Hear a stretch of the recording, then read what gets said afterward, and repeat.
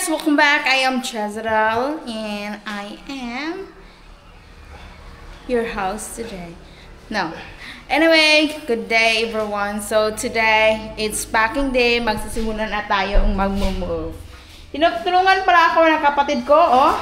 Anong ginagawa niya? Dumbbell yan. Naghihirap. Ayun na nga. So, kinukuha ko yung kapatid ko kasi ikakarga namin yung mga things, yung mga gamitan namin sa multi-car tsaka sa sasakyan para isang biyahe na lang. Tingnan nyo dyan. Blue, blue, blue.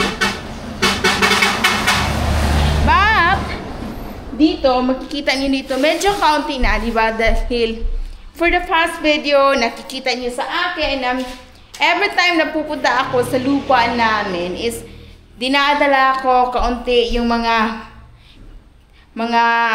gamit namin sa sasakyan para kaunti-unti maubos yung mga kagamitan namin. Kasi marami kasi kami mga kagamitan, mga toys, mga things na hindi namin nagagamit, pero ayoko munang itapon kasi baka mapakinabangan pa siya in the one day. So, ayan nga dito.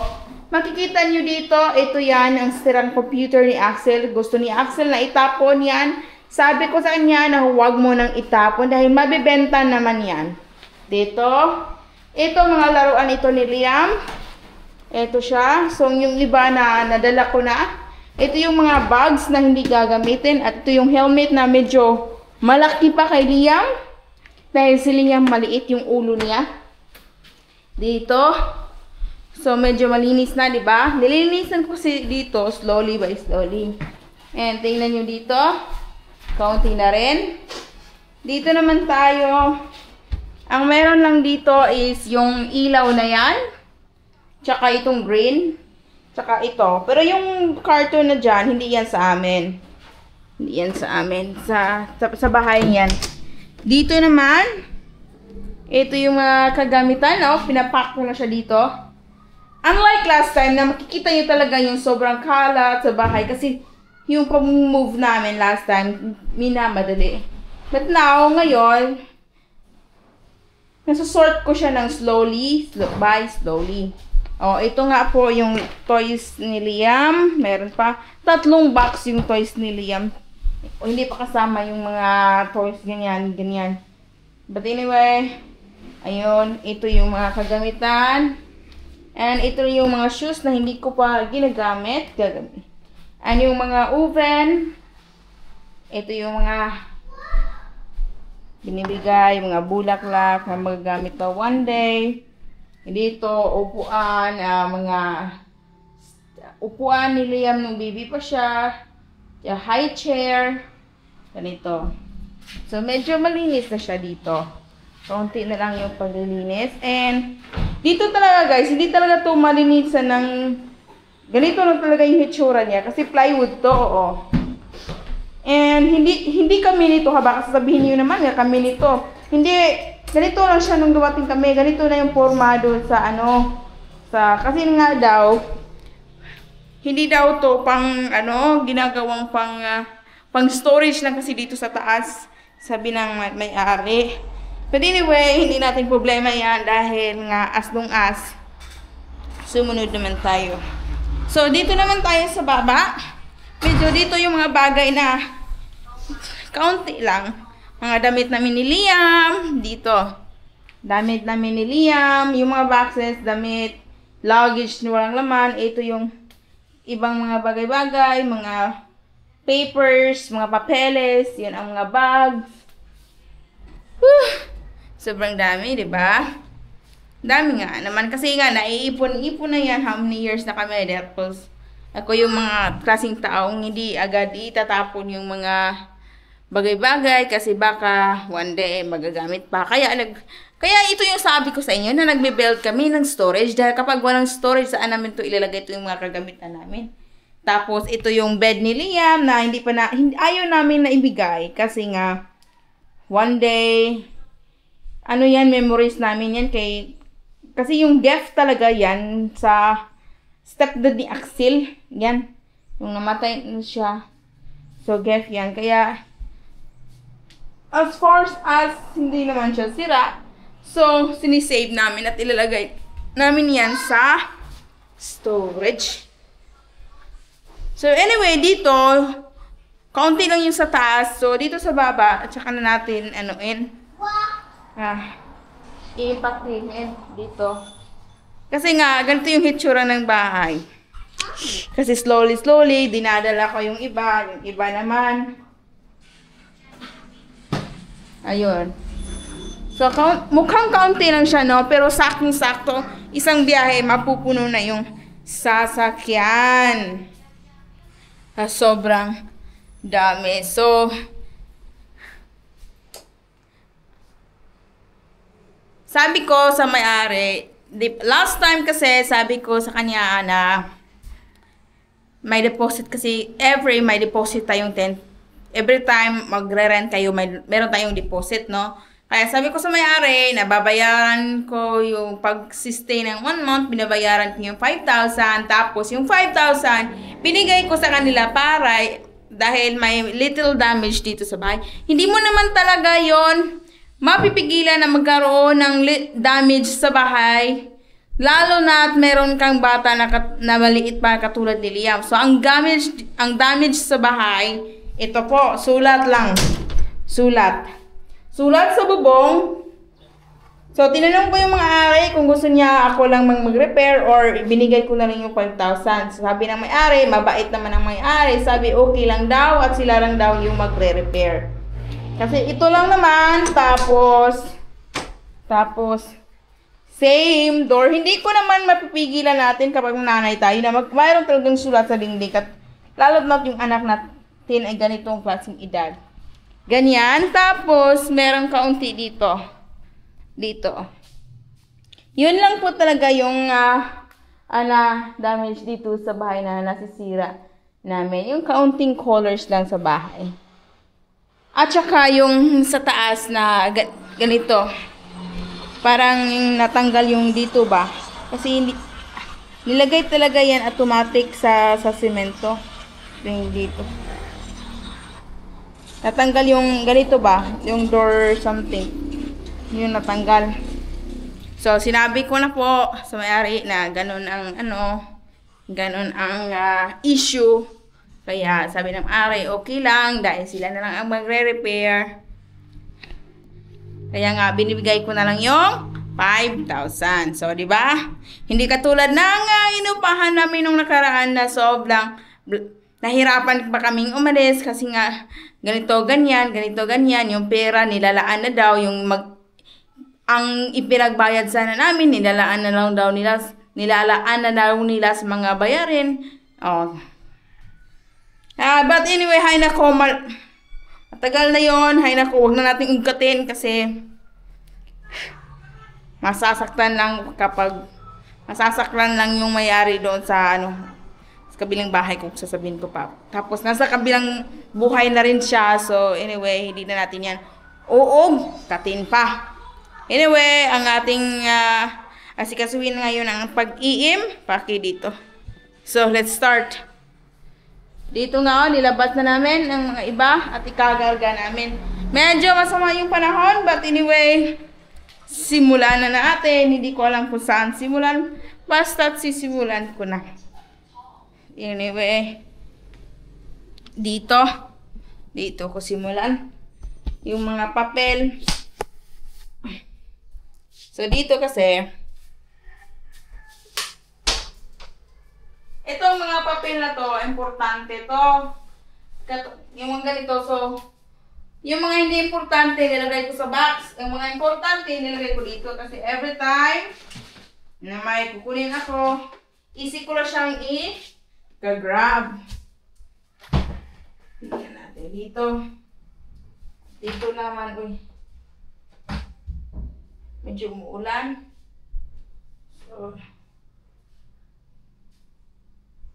let's see kung paano ito ipakikin.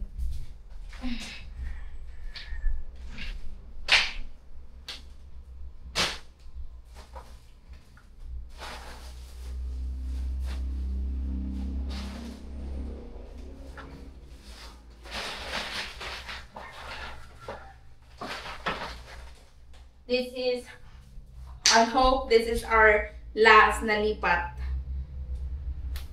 Kasi, ang paglilipat-lipat ng bahay, grabe, nakakapagod mga mare. Wala yun, nakapapagod yung maglipat-lipat. Kasi, yung pag-arrange sa mga gamit, yun ang nakakapagod.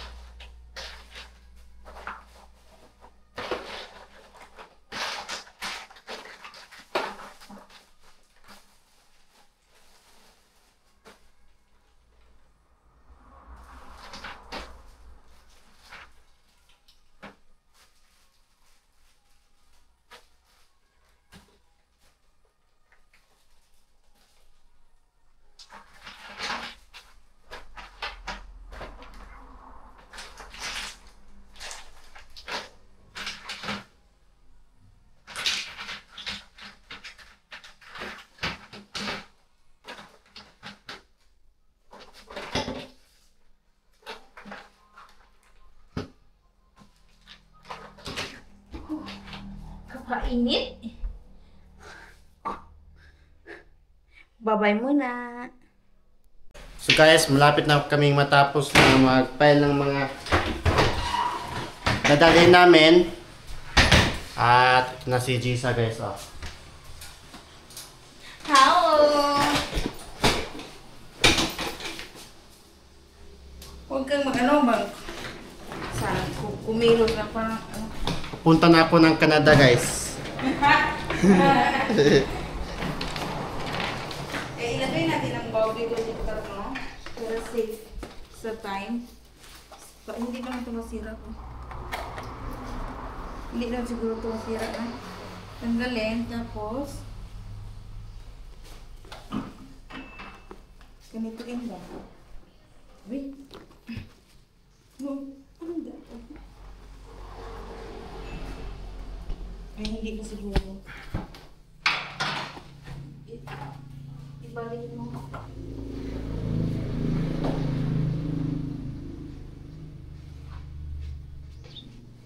Hi.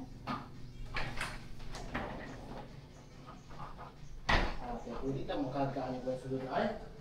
Kuya niya. Bigong ko lang may pumunta sa ako. Hindi ba? Kami ito eh.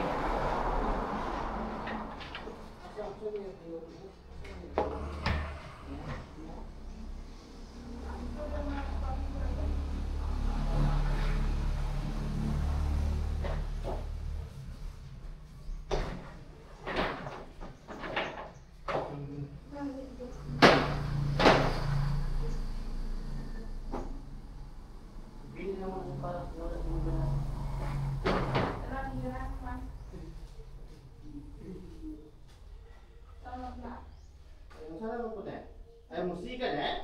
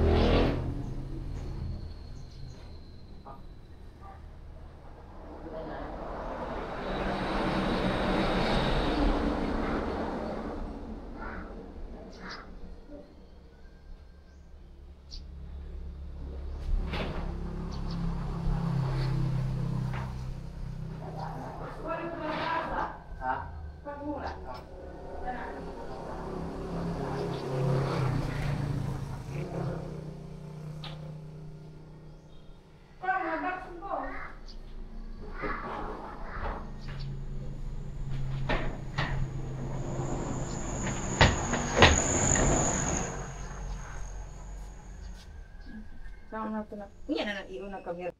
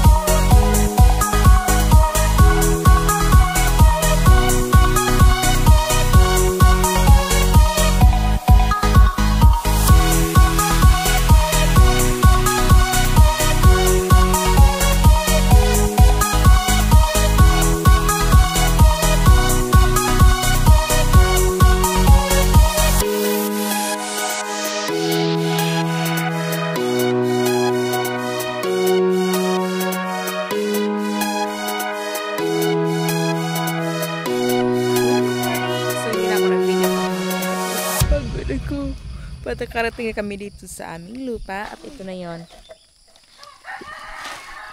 Ha? Kukunin na namin ito at dadalhin sa bahay. Ano? Sobrang dami. Yawa.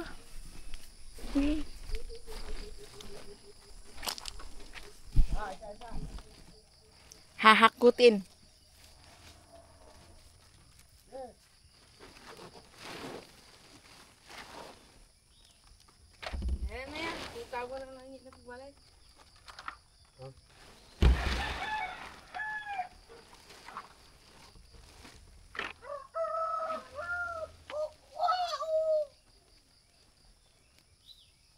And a wonderful. Kenapa?